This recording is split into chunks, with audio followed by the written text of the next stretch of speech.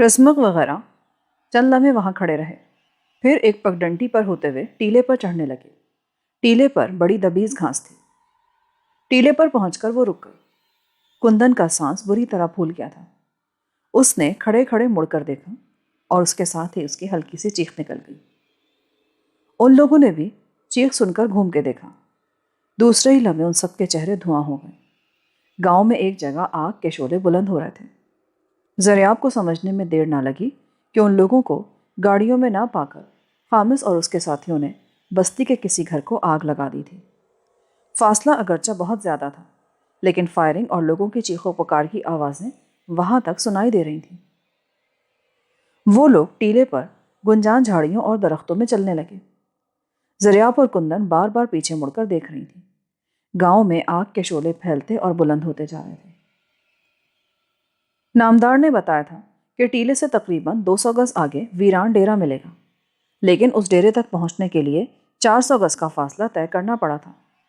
وہ 3 کمروں کا ایک مختصر سا مکان تھا، جس کے آگے کشادہ صحن بھی تھا۔ مکان کے آثار اب بھی موجود تھے، جن سے اندازہ ہوتا تھا کہ وہاں ڈھور ڈنگر باندھے جاتے تھے۔ مکان بھی ٹوٹ پھوٹ چکا تھا اور اس قابل نہیں تھا کہ وہاں ٹھہرا جا سکتا۔ وہ لوگ کچھ دیر تک شکستہ مکان کے سامنے درختوں کے نیچے کھڑے رہے۔ رزمق ادھر ادھر دیکھ رہا تھا۔ پھر وہ ایک طرف اشارہ کرتے ہوئے بولا، میرا خیال ہے باولی اس طرف ہونی چاہیے، میرے ساتھ آؤ تم لوگ۔ باولی تلاش کرنے میں انہیں زیادہ دشواری نہیں پیش آئی۔ وہ بھی دراصل ایک سرسبز ٹیلا تھا، جس کے نیچے کھدائی کر کے ایک سرنگ سی بنا دی گئی تھی۔ رزمق کو سمجھنے میں دیر نہ لگی کہ یہاں باولی کیوں بنائی گئی تھی۔ ٹیلے کے سامنے ایسے آثار موجود تھے جن سے یہ ظاہر ہوتا تھا کہ کسی زمانے میں یہاں سے ایک بڑی نہر گزرتی تھی۔ تقریباً 100 سال یا اس سے بھی پہلے یہ علاقہ کسی بڑے زمیندار یا جاگیردار کی ملکیت رہا ہوگا۔ نہر کے کنارے ٹیلے کے نیچے یہ باولی اس نے اپنے آرام کے لیے بنوائی ہوگی۔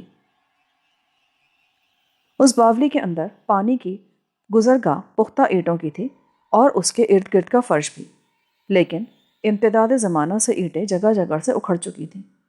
پانی کی گزرگاہ کے دونوں طرف کشادہ جگہ تھی۔ کئی آدمی بیک وقت آرام کر سکتے تھے۔ بائیں طرف ایک اور چھوٹی سی سرنگ تھی، جس میں دیوار پر تقریباً 5 فٹ اوپر اندر کی طرف ایک کارنس سی بنی ہوئی تھی۔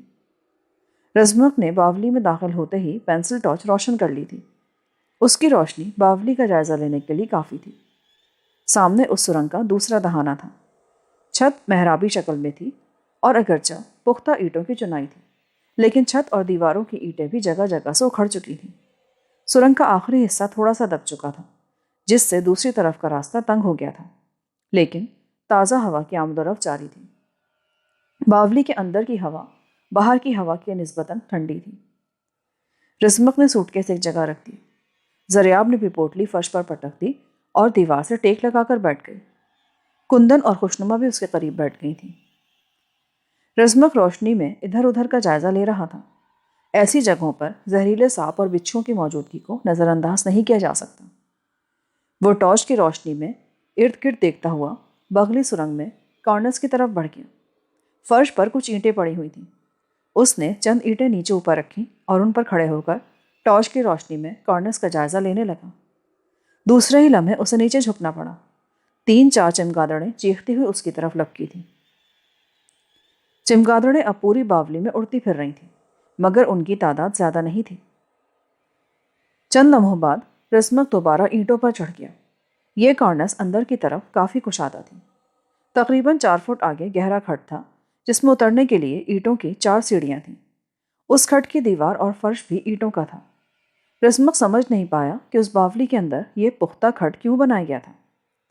روشنی کی وجہ سے اس کارنس کے اندر چند چمگادڑیں اب بھی ادھر ادھر چکر لگا رہی تھیں۔ رزمق نیچے اتر آیا اور زریاب وغیرہ کے قریب آ کر روشنی میں ان کے چہروں کا جائزہ لینے لگا۔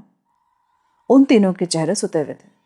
رات کے پچھلے پہر پرسکون نیند سے جھنجھوڑ کر جگایا جانا اور پھر یہ بھاگ دوڑ، اور سب سے بڑھ کر ان انسان نما بھیڑیوں کا خوف جو موت کے فرشتوں کی طرح ان کے تعاقب میں لگے ہوئے تھے۔ رزمق نے ٹارچ بجھا دی۔ وہ کچھ دیر وہیں بیٹھا رہا، پھر اٹھ کر دہانے پر آ گیا۔ وہ گاؤں کی طرف دیکھ رہا تھا۔ بیچ میں بلند ٹیلا اور درختوں کے جھنڈ حائل ہونے کی وجہ سے کچھ بھی نظر نہیں آ رہا تھا۔ رزمق ایک جگہ ٹیک لگا کر بیٹھ گیا اور اس صورتحال کے بارے میں سوچنے لگا جو حقیقتاً بہت سنگین تھی۔ خامس موت کے فرشتے کی طرح ان کے پیچھے لگا ہوا تھا۔ انہیں نامدار کے یہاں آئے ہوئے چند ہی گھنٹے ہوئے تھے کہ وہ اپنے خونخوار ساتھیوں کو لے کر وہاں پہنچ گیا تھا۔ لیکن ایک بات کی رزمک کو حیرت ضرور تھی کہ خامس کو یہاں ان کی موجودگی کے بارے میں کیسے پتہ چلا۔ اس کے ذہن میں طرح طرح کے خیالات آ رہے تھے۔ جب وہ نامدار کے پاس پہنچے تھے تو اس وقت کھیتوں میں 2-3 آدمی بھی کام کر رہے تھے۔ نامدار رازداری کے خیال سے انہیں گاؤں لے جانے کے بجائے اس مکان میں لے آیا تھا۔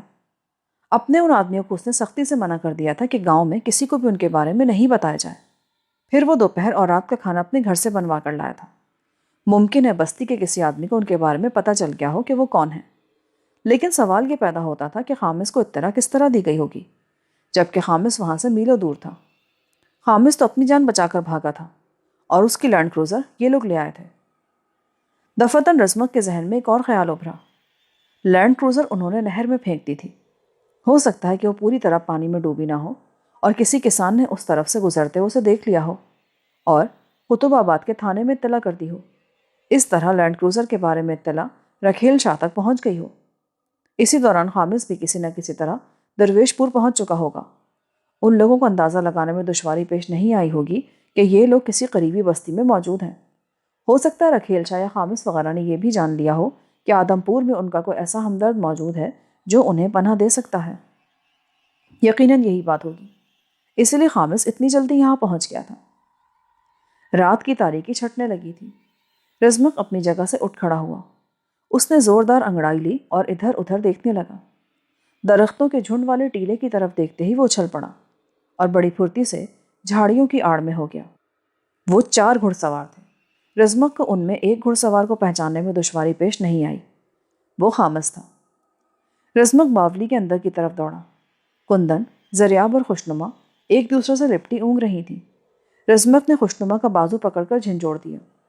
اس کے ساتھ ہی کندن اور زریاب بھی جاگ گئی۔ وہ لوگ آ گئے ہیں، باولی سے نکل کر بھاگنا بیکار ہے، چھپنے کی ایک ہی جگہ ہے، جلدی آؤ، جلدی کرو، میرے ساتھ آؤ۔ اس نے جھک کر سوٹ کیس اور پوٹلی اٹھا لی۔ وہ دوڑتے ہوئے اس کارنس کے قریب پہنچ گئے۔ رزمک نے پہلے ان تینوں کو سہارا دے کر باری باری اوپر چڑھایا، پھر نیچے پڑی ہوئی اینٹیں اٹھا کر ادھر ادھر پھینکنے لگا تاکہ ایک جگہ اینٹیں جمع دیکھ کر کسی کو شبہ نہ ہو سکے۔ باولی کے تہانے سے گھوڑے کے ہننانے کی آواز سن کر رزمک کا دل اچھل کر حلق میں آ گیا۔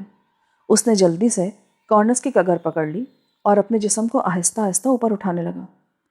وہ لوگ باولی میں چھپے ہوں گے، اندر جا کر تلاش کرو، انہیں بچ کے نہیں نکلنا چاہیے۔ یہ باریک چیختی ہوئی آواز خامس کی تھی۔ رزمک کا جسم پسینے میں تر ہونے لگا۔ اس کی ہتھیلیاں بھی پسینے سے گیلی ہو رہی تھیں۔ کارنس کی کگر پر اس کا ہاتھ پھسل رہا تھا اور اس سے قبل کہ اس کی گرفت چھوٹ جاتی، اوپر زریاب اور خوشنما نے اسے پکڑ لیا اور آہستہ آہستہ اوپر کھینچنے لگی۔ اسی لمحے باولی میں دوڑتے ہوئے قدموں کی آوازیں پھیلتی چلی گئیں۔ بنجان جاگیردار کا بہت پرانا ملازم تھا، بلکہ یہ کہنا زیادہ مناسب ہوگا کہ اس نے بچپن سے لے کر 55 برس کی عمر تک زندگی اسی حویلی میں گزاری تھی۔ وہ جاگیر کا نمک خوار تھا، وفادار تھا۔ جب حالات نے پلٹا کھایا تو وہ بھی رکھیل شاہ کے جال میں پھنس گیا۔ رکھیل شاہ نے جب حویلی میں قبضہ کیا تو بنجان ان دنوں حویلی میں ہی تھا، لیکن چند روز بعد رکھیل شاہ اسے درویش پور لے آیا اور وہ یہاں خدمات سر انجام دینے لگا۔ کئی مہینوں تک بنجان یہ سمجھتا رہا کہ جاگیردار نمران نے پرانے اختلافات بھلا کر رکھیل شاہ کو دوبارہ جاگیر کا مینیجر مقرر کر دیا ہے، لیکن پھر یہ انکشاف اس کے لیے بہت ہی تکلیف دہ ثابت ہوا کہ رکھیل شاہ نے نمران کو قیدی بنا رکھا ہے اور وہ ایک سازش کے تحت اس کی جاگیر پر قبضہ کرنے کے خواب دیکھ رہا ہے۔ اس روز اتفاق سے بنجان نے رکھیل شاہ اور گوپانگ کی باتیں سن لی تھیں اور تب اس پر یہ سنسنی خیز انکشاف ہوا تھا کہ جاگیردار کو قیدی بنا کر حویلی میں رکھا گیا ہے۔ رکھیل شاہ اسے قتل کر دینا چاہتا ہے، لیکن اس سے پہلے وہ جاگیر سے متعلق تمام کاغذات مکمل کر کے ان پر نمران کے دستخط کروانا چاہتا تھا۔ حویلی کی نگرانی خامس کے سپرد تھی اور خامس کو بنجان بہت اچھی طرح جانتا تھا۔ اس کے خیال میں وہ تو انسانوں کے زمرے میں آتا ہی نہیں تھا، اس کا تعلق کسی اور ہی مخلوق سے تھا جس میں جذبات نام کی کوئی چیز نہیں تھی۔ وہ صرف رکھیل شاہ کا حکم ماننا جانتا تھا۔ بنجان کو جب جاگیردار کے خلاف اس سازش کا علم ہوا تو اس کی رگوں میں خون کھول کر رہ گیا۔ وہ جاگیردار کے لیے بہت کچھ کرنا چاہتا تھا۔ بنجان کے دل میں ایک مرتبہ خیال آیا کہ وہ کسی پولیس آفیسر سے مل کر اسے رکھیل شاہ کی سازش سے آگاہ کر دیں، لیکن پھر اس نے یہ سوچ کر ایسا نہیں کیا کہ درویش پور کے بہت سے پولیس افسران رکھیل شاہ کے وظیفہ خوار تھے۔ اس نے کئی پولیس والوں کو رکھیل شاہ کے دفتر میں آتے دیکھا تھا، لیکن بنجان چین سے بیٹھنے والا نہیں تھا۔ اس نے جاگیردار کے ایک دو وفاداروں سے بات کی، مگر وہ بھی ٹال کر، بلکہ انہوں نے تو اسے مشورہ دیا کہ وہ اس سلسلے میں اپنی زبان ہی بند رکھے، کیونکہ اگر رکھیل شاہ کو اس کے بارے میں پتہ چل گیا تو وہ اسے زندہ نہیں چھوڑے گا۔ بنجان خون کا گھونٹ پی کر رہ گیا۔ وفا کی آزمائش کا وقت آ رہا تھا، مگر سب نے اپنی زبانیں بند کر لی تھیں۔ وہ ڈرتے تھے۔ بلا آخر بنجان نے ایک فیصلہ کر ہی لیا اور درویش پور کے سب سے بڑے پولیس آفیسر کے نام گمنام خط میں ساری تفصیلات لکھ دیں۔ اسے یقین تھا کہ یہ اعلیٰ ترین پولیس آفیسر کچھ فرض شناسی اور دیانتداری کا مظاہرہ کرتے ہوئے اس معاملے کی تحقیق کرے گا، لیکن اسے یہ جان کر بے حد دکھ ہوا کہ تیسرے ہی روز شہر کا وہ اعلیٰ ترین پولیس آفیسر رکھیل شاہ کے دفتر میں بیٹھا چائے پی رہا تھا اور اسی گمنام خط کے بارے میں گفتگو ہو رہی تھی۔ آفیسر کے جانے کے بعد بنجان نے چھپ کر رکھیل شاہ اور گوپانگ کی باتیں بھی سنی۔ رکھیل شاہ بڑا برہم تھا۔ اس کے لیے پریشانی کی بات یہ تھی کہ جاگیردار کے حوالے سے یہ بات شہر کے اعلیٰ ترین پولیس آفیسر تک پہنچ گئی تھی، اور وہ پولیس والا اگرچہ مطمئن ہو کر واپس چلا گیا تھا، لیکن رکھیل شاہ کے خیال میں یہ بات آگے بھی بڑھ سکتی تھی۔ اس صورتحال سے خطرہ محسوس کرتے ہوئے اس نے گوپانگ کو یہ حکم دیا تھا کہ اس کالی بھیڑ کا پتہ چلایا جائے جس نے پولیس آفیسر کے نام وہ گمنام خط لکھا تھا۔ بنجان کو بروقت ان باتوں کا پتہ چل گیا تھا، اسی لیے وہ محتاط ہو گیا تھا۔ بنجان کسی نہ کسی طرح شبہ کی زد سے نکل آیا، لیکن اس نے احتیاط کا دامن نہیں چھوڑا۔ گوپانگ اس شخص کا سراغ لگانے کی کوشش کرتا رہا جس نے پولیس کے اعلیٰ افسر کو گمنام خط لکھا تھا۔ اس واقعے کے تقریباً 1.5 مہینے بعد فیروز آباد میں بنجان کے ایک عزیز کا انتقال ہو گیا۔ وہ 1 ہفتے کی چھٹی لے کر فیروز آباد چلا گیا اور پھر اتفاق سے رزمق سے آمنا سامنا ہو گیا۔ اس روز بنجان اپنے ایک جاننے والے کے ساتھ بازار کے ایک چھوٹے سے چائے خانے سے چائے پی کر نکل رہا تھا کہ دروازے پر ایک خوبرو نوجوان سے مد بھیڑ ہو گئی۔ بنجان کو تانبے کی رنگت جیسے والے اس نوجوان کا چہرہ کچھ جانا پہچانا سا لگ رہا تھا۔ وہ نوجوان بھی بڑی گہری نظروں سے اس کے چہرے کو تک رہا تھا۔ پھر اچانک اس کے ہونٹوں پر مسکراہٹ ابھری اور وہ بنجان بابا کہتے ہوئے اس سے لپٹ گیا۔ بابا، مجھے پہچانا نہیں؟ غور سے دیکھو میں کون ہوں؟ کچھ جانے پہچانے تو لگ رہے ہو، پر یاد نہیں آ رہا۔ تمہیں شمریز تو یاد ہے نا بابا، تمہارا دوست؟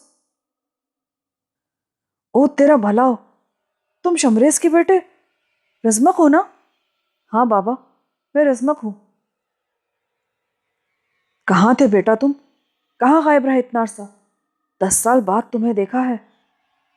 چلو اچھا ہوا تم کہیں چلے گئے تھے، ورنہ وہ ظالم تمہارے باپ کی طرح تمہیں بھی قتل کروا دیتا۔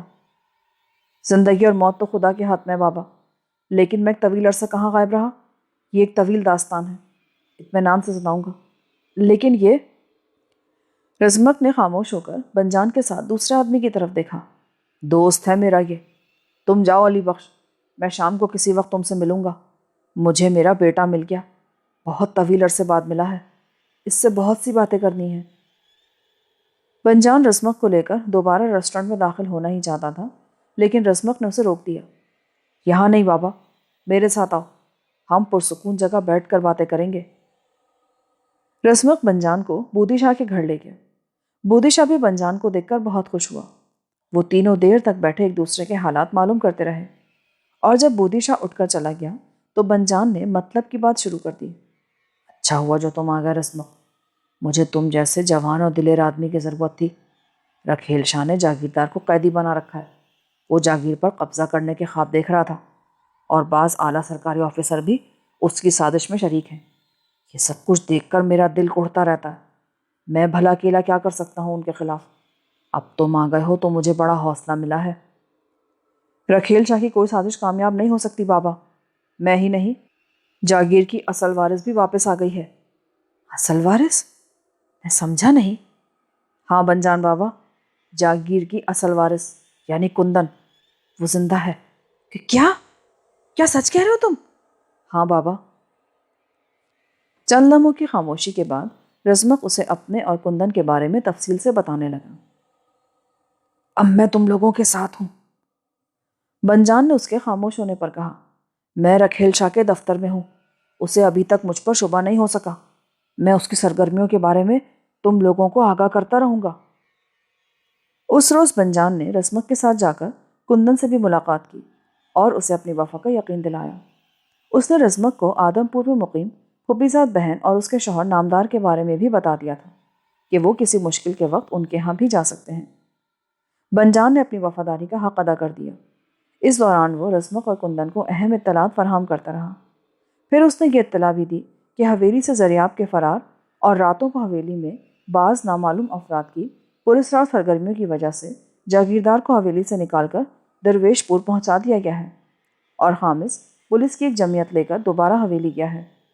حویلی میں ان پراسرار سرگرمیوں کے سلسلے میں زریاب کا نام بھی لیا جا رہا تھا، لیکن زریاب ان کے ہاتھ نہیں آئی تھی۔ اور پھر اس سے اگلے روز فیروز آباد سے بنجان کو رسمک کا پیغام ملا کہ وہ کل درویش پور آ رہے ہیں۔ بنجان نے کچی آبادی میں ان کے رہنے کا بندوبست کر لیا تھا، لیکن وہ لوگ درویش پور نہیں پہنچے، بلکہ رات کو اسے پتہ چلا کہ خامس نے زریاب، کندن اور رسمک کو ایک بس میں سفر کرتے ہوئے پکڑنے کی کوشش کی تھی، مگر خامس کو اپنی جان بچا کر بھاگنا پڑا تھا۔ اس کے دونوں ساتھیوں کو بس کے مسافروں نے ڈکیتی اور رہزنی کے الزام میں پولیس کے حوالے کر دیا تھا۔ بنجان خامس کی اس شکست پر بہت خوش تھا۔ رزمک وغیرہ درویش پور نہیں پہنچے تھے۔ وہ پریشان تھا کہ وہ لوگ کہاں جا سکتے ہیں۔ شام کے وقت اسے آدم پور سے نامدار کا ایک آدمی ملنے آیا اور اس سے ملنے والا پیغام بنجان کے لیے اطمینان بخش تھا۔ رزمک وغیرہ نامدار کے پاس پہنچ گئے تھے۔ نامدار نے پیغام بھجوایا تھا کہ وہ اپنی جان تو دے دے گا پر مہمانوں پر آنچ نہیں آنے دے گا۔ اس نے یہ پیغام بھی بھیجا تھا کہ 1-2 دن میں حالات سازگار ہونے پر وہ خود مہمانوں کو لے کر درویش پور آئے گا۔ وہ رات کا نہ جانے کون سا پہر تھا کہ دھڑدھڑاہٹ کی آواز سن کر بنجان کی آنکھ کھل گئی۔ آنکھ کھلنے کے بعد وہ چند لمحے تو سوچتا رہا کہ یہ کون ہو سکتا ہے۔ دفتن اس کے دماغ میں جھماکا سا ہوا۔ یہ رزمک وغیرہ کے علاوہ کوئی نہیں ہو سکتا تھا۔ وہ آنکھیں ملتا ہوا دروازے سے نکل کر صحن میں تیز تیز قدم اٹھاتا بیرونی دروازے کے قریب آ گیا۔ دروازہ کھلتے ہی بنجان کو یوں لگا جیسے اس کی کھوپڑی میں راکٹ آن لگا ہو۔ اس کے منہ سے چیخ نکل گئی۔ آنکھوں کے سامنے نیلی پیلی چنگاریاں سے رقص کرنے لگی اور وہ لڑکھڑاتا ہوا پیچھے گرا۔ بنجان نے جلدی اپنے حواسوں پر قابو پا لیا۔ پھر اپنے سامنے دیو قامت خامس کو دیکھ کر اس کی روح فنا ہو گئی۔ اسے سینے میں اپنا دل ڈوبتا محسوس ہونے لگا۔ چوٹ لگنے سے اس کے دماغ میں دھماکے سے ہو رہے تھے۔ وہ دونوں ہاتھ زمین پر ٹکا کر اٹھنے کی کوشش کر رہا تھا۔ خامس نے آگے بڑھ کر اسے زوردار ٹھوکر ماری۔ بنجان چیخ کر پیچھے الٹ گیا۔ اٹھو کتے کے پلے! خامس اسے ایک اور ٹھوکر مارتے ہوئے چیخا۔ بنجان اٹھ کر کھڑا ہو گیا۔ وہ اپنے جسم کے ان حصوں کو سہلا رہا تھا جہاں ٹھوکریں پڑی تھیں۔ وہ خوفزدہ نظروں سے ادھر ادھر دیکھ رہا تھا۔ خامس کے ساتھ 3 آدمی اور تھے۔ ان میں سے ایک کے ہاتھ میں آٹومیٹک رائفل تھی، دوسرے کے ہاتھ میں پستول اور تیسرے کے پاس خنجر تھا۔ کیا بات ہے؟ کیا کیا میں نے؟ میں رکھیل جا سے تمہاری شکایت کروں گا خامس۔ ضرور کرنا، بشرطے کہ تم زندہ بچ گئے۔ تمہیں مارنے سے پہلے میں یہ ضرور جاننا چاہوں گا کہ زریاب اور اس کے ساتھی کہاں ہیں۔ مجھے کیا معلوم؟ بنجان کا دل اچھل کر حلق میں آ گیا۔ اسے سمجھنے میں دیر نہ لگی کہ اس کا راز کھل گیا تھا۔ مجھے کیا پتا وہ کہاں ہے؟ میرا ان سے کیا تعلق ہو سکتا ہے؟ آدم پور میں تمہارا کوئی رشتہ دار رہتا ہے؟ نام کیا ہے اس کا؟ نامدار بہنوئی ہے وہ میرا، لیکن زریاب والے واقعے سے اس کا کیا تعلق؟ آج صبح زریاب اور اس کے ساتھی میری لینڈ کروزر چھین کر فرار ہو گئے تھے۔ وہ لینڈ کروزر ماچھی نہر میں ڈوبی ہوئی ملی ہے۔ اسے دھکا دے کر نہر میں گرایا گیا تھا، جس کا مطلب ہے کہ زریاب اور اس کے ساتھی آدم پور ہی گئے ہوں گے۔ وہاں انہیں تمہارے رشتہ دار کے پاس پناہ مل سکتی ہے۔ حاتم نے بتایا تھا کہ آج آدم پور کا کوئی آدمی بھی تم سے ملنے آیا تھا۔ کیا پیغام لے کر آیا تھا وہ؟ میں کچھ نہیں جانتا۔ تم سب کچھ جانتے ہو اور میں تم سے سب کچھ پوچھ بھی لوں گا۔ ہاں جانتا ہوں، میں سب جانتا ہوں، لیکن تم مجھ سے ایک لفظ بھی نہیں پوچھ سکو گے۔ میں اپنے آقا کا وفادار ہوں۔ میں نے جاگیردار کا نمک کھایا ہے۔ حق نمک ادا کرنا میں خوب جانتا ہوں۔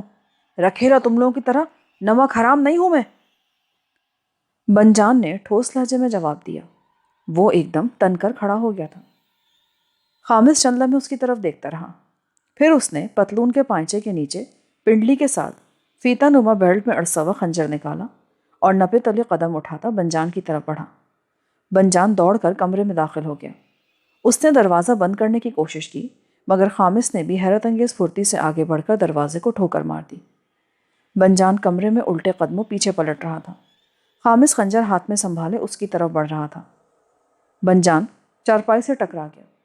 اس نے سنبھلنے کی کوشش کی مگر پشت کے بل چارپائی پر گرا، اور اس سے پہلے کہ وہ سنبھلنے کی کوشش کرتا، خامس کا خنجر اس کے سینے میں پیوست ہو چکا تھا۔ خامس کے چہرے پر بے پناہ درندگی تھی۔ وہ پے در پہ وار کر رہا تھا۔ آخری وار کر کے خنجر اس نے سینے سے نکالا اور اس کی دھار بنجان کے گلے پر پھیر دی۔ خامس اٹھ کر سیدھا ہو گیا۔ اس کے دونوں ساتھی صحن میں تھے اور تیسرا رائفل سنبھالے بیرونی دروازے میں کھڑا تھا۔ خامس کی چیخیں سن کر بستی کے کچھ لوگ گلی میں جمع ہو گئے تھے۔ مکان سے باہر نکلتے ہوئے خامس نے رائفل کا ایک برسٹ ہوا میں مارا۔ گلی میں جمع لوگ تتر بتر ہو گئے۔ خامس اور اس کے ساتھی بستی کی گلیوں سے نکل کر سڑک پر آ گئے۔ وہ لوگ گاڑی میں بیٹھ کر شہر کی مختلف سڑکوں پر گھومتے ہوئے ایک حویلی نما مکان میں آ گئے۔ یہاں انہوں نے گاڑی چھوڑی اور استبل سے گھوڑے نکال لیے۔ یہ رکھیل شاہ کا مکان تھا جو صرف اس کے گھوڑوں کے لیے مخصوص تھا۔ درویش پور میں گھوڑے رکھنا ایک فیشن سمجھا جاتا تھا۔ ہر دولت مند آدمی کے پاس 2-3 گھوڑے موجود تھے، اور بعض لوگوں کے پاس تو رکھیل شاہ کی طرح کئی گھوڑے تھے۔ شہر سے نکلتے انہوں نے گھوڑے سر پر دوڑا دیے۔ ماچھی نہر کے پل پر پہنچ کر وہ کچھ دیر کو رکے اور پھر گھوڑوں کو اس راستے پر ڈال دیا جو آدم پور کی طرف چلا گیا تھا۔ جب وہ بستی پہنچے تو رات کا آخری پہر تھا۔ بستی کے لوگ گہری نیند میں تھے لیکن کتے جاگ رہے تھے۔ انہوں نے بھونک کر خامس اور اس کے ساتھیوں کا استقبال کیا۔ کتوں کے بھونکنے کی آوازوں سے ایک کسان اپنے مکان سے نکل آیا تھا۔ اس نے گھڑ سواروں کو دیکھ کر دوبارہ گھر میں گھسنے کی کوشش کی مگر خامس کے ایک ساتھی نے گھوڑے سے کود کر اسے پکڑ لیا۔ اس کسان سے نامدار کے گھر کا پتہ پوچھ کر وہ آگے بڑھ گئے۔ جب خامس اپنے آدمیوں کو لے کر وہاں پہنچا تو اس انکشاف نے اس کا پارا چڑھا دیا کہ نامدار گھر سے بھاگ گیا ہے۔ خامس غصے سے پاگل ہو گیا۔ مایوسی نے اس کا دماغ ہی پلٹ دیا تھا۔ اس نے نامدار کے مکان کو آگ لگا دی۔ آگ کے شعلوں کے ساتھ بستی کے لوگوں کی چیخیں بھی آسمان تک پہنچ رہی تھیں۔ پھر اچانک ایک آدمی کسی طرف سے دوڑتا ہوا سامنے آ گیا۔ وہ نامدار تھا۔ زریاب وغیرہ کے بارے میں پوچھنے کے لیے نامدار پر بے پناہ تشدد کیا گیا لیکن اس نے زبان نہیں کھولی، مگر اس کا ایک مزارہ نہ جانے کہاں سے نکل کر سامنے آ گیا۔ اس نے بتا دیا کہ زریاب وغیرہ باغ والے مکان میں موجود ہیں۔ اب نامدار کو بھی زبان کھولنی پڑی۔ اس نے بتا دیا کہ زریاب اور اس کے ساتھی ٹیلے کی طرف بھاگ گئے ہیں۔ اسے یقین تھا کہ وہ لوگ بہت دور نکل چکے ہوں گے اور یہ لوگ رات کی تاریکی میں انہیں تلاش نہیں کر سکیں گے۔ اور اب خامس اور اس کے ساتھی اس باولی کے سامنے پہنچ چکے تھے جہاں زریاب وغیرہ نے پناہ لی تھی۔ گھوڑے کے ہنہنانے کی آواز سن کر وہ چونک گئے۔ وہ لوگ باولی کے سامنے کھڑے ہیں۔ رسمک نے سرگوشی کی۔ ہماری تلاش میں کسی بھی وقت اندر آ سکتے ہیں۔ خاموشی سے اپنی جگہوں پر بیٹھے رہو۔ کوئی معمولی سی حرکت بھی ہم سب کی موت کا باعث بن سکتی ہے۔ تینوں لڑکیاں بے حد خوفزدہ تھیں۔ وہ ایک ایسی جگہ موجود تھے جہاں فرار کا کوئی راستہ نہیں تھا، گویا وہ چوہے دان میں پھنس گئے تھے۔ رسمک نے خنجر ہاتھ میں پکڑ لیا اور رینگتا ہوا گڑھے سے اوپر جانے والی سیڑھی کے قریب دیوار سے چپک کر بیٹھ گیا۔ باہر اگرچہ دن کی روشنی پھیل چکی تھی لیکن باولی کے اندر ایک کونے میں بنے ہوئے کھڈ میں ابھی تک تاریکی تھی اور شاید دن کی روشنی کبھی وہاں تک پہنچتی بھی نہیں تھی۔ یہاں کھڑے کھڑے میرا منہ کیا دیکھ رہے ہو؟ وہ لوگ یقیناً اس باولی میں موجود ہیں۔ تلاش کرو انہیں اندر جا کر۔ اگر اس مرتبہ بھی ان میں سے کوئی بچ کر نکل گیا تو میں تم میں سے کسی کو زندہ نہیں چھوڑوں گا۔ یہ باولی تو بہت عرصے سے ویران پڑی ہے۔ اس میں سانپ اور بچھو وغیرہ تو ہو سکتے ہیں پر انسان نہیں ہوں گے۔ میں نے تم سے تمہاری رائے نہیں مانگی۔ دفع ہو جاؤ اندر اور تلاش کرو انہیں۔ خامس چیخا۔ اس کے کچھ ہی دیر بعد باولی کے اندر قدموں کی آوازیں سنائی دینے لگی۔ وہ غالباً 2 آدمی تھے۔ یہاں تو بہت اندھیرا ہے، کچھ نظر ہی نہیں آ رہا۔ صحیح کہتے ہو، خامس کا تو دماغ خراب ہو گیا ہے، بلا وجہ وہ یہاں وقت ضائع کر رہا ہے۔ ان کے پاس اچھا خاصا وقت تھا، وہ لوگ کہیں نکل گئے ہوں گے۔ پر دیکھ لینے میں کیا حرج ہے؟ خامس کو تو تم جانتے ہی ہو کس قدر خبیث آدمی ہے۔ جب تک اس کی تسلی نہیں ہوگی نا وہ یہاں سے آگے نہیں جائے گا۔ دوسرے ہی لمحے ان میں سے کسی کی خوفزدہ چیخ سنائی دی اور اس کے ساتھ ہی چی چی کی باریک آواز اور پروں کی پھڑپڑاہٹ کی آوازیں سنائی دینے لگی۔ کیا ہوا؟ ارے یہاں تو چمگادڑ بھرے ہوئے ہیں، نکلو یہاں سے۔ 1 منٹ، وہ آگے ایک چبوترا نظر آ رہا ہے، ذرا وہاں دیکھ لینے دو۔ دوسرا آدمی بولا۔ رزمک چونک گئی۔ اگر وہ لوگ چبوترے پر چڑھ گئے تو ان کا بچنا مشکل ہو جائے گا۔ وہ خنجر کے دستے پر گرفت جما کر آنے والے لمحات کا مقابلہ کرنے کے لیے تیار ہو گیا۔ چند سیکنڈ بعد ہی ایسی آوازیں سنائی دی جیسے اینٹیں ایک دوسرے پر رکھی جا رہی ہوں۔ یہ آوازیں سن کر زریاب کے دل کی دھڑکن تیز ہو گئی۔ زریاب کے ساتھ خوشنما بیٹھی تھی۔ زریاب نے محسوس کیا کہ وہ کپ کپا رہی ہے۔ اس نے اسے اپنے ساتھ لپٹا لیا۔ رسمک تیار بیٹھا تھا۔ اس سے آگے کوئی گہرا کھڈ ہے، وہ لوگ یہاں نہیں ہو سکتے، چلو واپس چلو۔ رسمک کو یہ آواز اپنے سر کے بالکل اوپر سنائی دی۔ وہ جو کوئی بھی تھا اینٹوں پر کھڑا اس کھڈ میں جھانکنے کی کوشش کر رہا تھا، لیکن گہری تاریکی میں اسے کچھ دکھائی نہیں دیا تھا۔ وہ اینٹوں سے اتر گیا تھا اور کچھ ہی دیر بعد واپس جاتے قدموں کی آوازیں سنائی دینے لگیں۔ رسمک کے منہ سے بے اختیار ایک گہرا سانس نکل گیا۔ کوئی نہیں ہے اندر، ہم نے اچھی طرح دیکھ لیا ہے، وہاں تو چمگادڑیں بھری ہوئی ہیں۔ پھر وہ لوگ کہاں جا سکتے ہیں؟ میرا خیال ہے وہ لوگ کہیں دور نکل گئے ہوں گے۔ اگر تم میرا مشورہ مانو خامس تو ہمیں درویش پور کا رخ کرنا چاہیے۔ وہ لوگ اسی طرف گئے ہوں گے۔ راستے میں ایک دو چھوٹی چھوٹی بستیاں ہیں جہاں سے ہمیں ان کے بارے میں اطلاع مل سکتی ہے۔ ضروری نہیں کہ وہ لوگ درویش پور ہی کا رخ کریں۔ میں اور بشیرہ قطب پور کی طرف جا رہے ہیں اور تم دونوں درویش پور کی طرف جاؤ۔ وہ جہاں بھی نظر آئے انہیں گولیوں سے بھون ڈالو۔ خامس، تم جانتے ہو کہ ہم تمہاری وجہ سے اپنے ہتھیار آزادی سے استعمال کر سکتے ہیں، تمہارے بغیر ہم ایسا نہیں کر سکتے۔ اگر کوئی گڑبڑ ہو گئی تو بند کرو بکواس۔ رکھیل شاہ کا نام لوگوں پر دہشت داری کرنے کے لیے کافی ہے، کوئی تمہارے سامنے مزاحمت نہیں کر سکتا۔ جاؤ جلدی کرو، راستے میں اپنی آنکھیں کھلی رکھنا۔ چند لمحے خاموشی رہی، پھر گھوڑوں کی آوازیں سنائی دی۔ وہ لوگ وہاں سے رخصت ہو رہے تھے۔ اب وہاں پر خاموشی طاری تھی۔ رزمق اور زریاب وغیرہ ابھی تک اپنی اپنی جگہوں پر بے حس و حرکت پڑے تھے۔ تقریباً 5 منٹ بعد رزمق اپنی جگہ سے اٹھ کھڑا ہوا۔ تم لوگ ابھی یہیں بیٹھو، میں باہر کی صورتحال کا جائزہ لے کر آتا ہوں۔ محتاط رہنا، ہو سکتا ہے کہ یہ ان کی کوئی چال ہو اور وہ اب بھی باولی کے باہر گھات لگائے بیٹھے ہوں۔ مطمئن رہیے آقا زادی۔ رزمق یہ کہتے ہوئے پتھر کی سیڑھی پر چڑھ گیا۔ وہ کچھ دیر تک کارنس پر سینے کے بل لیٹا رہا، پھر لٹک کر نیچے آ گیا۔ بالآخر وہ باولی کو اس حصے میں آ گیا جہاں سب سے پہلے انہوں نے ڈیرا جمایا تھا۔ وہ کچھ دیر تک وہیں رکا، سنگن لیتا رہا۔ باہر کوئی آواز نہیں آ رہی تھی۔ وہ دبے قدموں سے باولی کے دہانے کی طرف بڑھنے لگا۔ خنجر اس کے ہاتھ میں تھا۔